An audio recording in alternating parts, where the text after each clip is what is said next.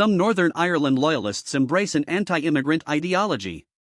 That's the headline from a New York Times piece by Megan Specia, with photographs by Paulo Nunes dos Santos, reporting from Belfast.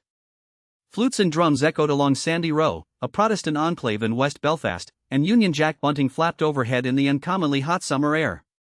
The annual 12th of July celebrations were in full swing, commemorating the 1690 Battle of the Boyne, where Protestant forces defeated a Catholic king. Scores of marching bands and Orangemen, members of a fraternal religious order, paraded through the city. For the Protestant Loyalist community, deeply committed to Northern Ireland remaining in the United Kingdom, these marches are a cherished tradition, as are the bonfires and street parties that accompany them. But, like many things in Northern Ireland, it's not so simple. Others see the marches and bonfires as deliberately provocative symbols that reinforce division. Historically, the Loyalists' enmity was aimed at Catholics, but some in the community have found a new antagonist: immigrants.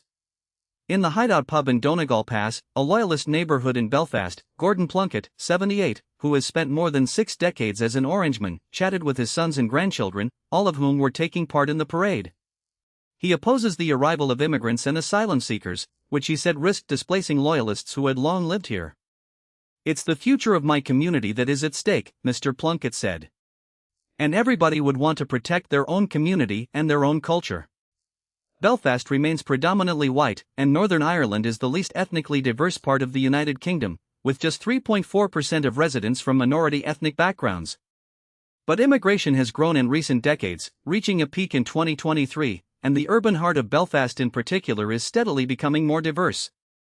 "Our community is getting smaller, and we are stretched," said Trevor Henderson, 43, who was also celebrating the 12th with family and friends in the Hideout. The ashes from a bonfire the night before still smoldered nearby as bandsmen and Orangemen gathered to prepare for the march. "And we get labeled sectarian and racist for having concerns." He added that he thought that blame for recent violent riots in Belfast had unfairly fallen on working-class Loyalists in general, rather than on a small minority who set the fires. During the march in Sandy Row, parading bands passed by the shuttered remains of a halal supermarket that had been burned in an attack, a stark reminder of the tensions. The article highlights how a community that has long felt its identity under siege is now seeing anti-immigrant ideology take root, even as the region's demographics slowly shift. It's a complex portrait of loyalty, fear, and change in post-conflict Northern Ireland. Thanks for listening, and we'll see you next time.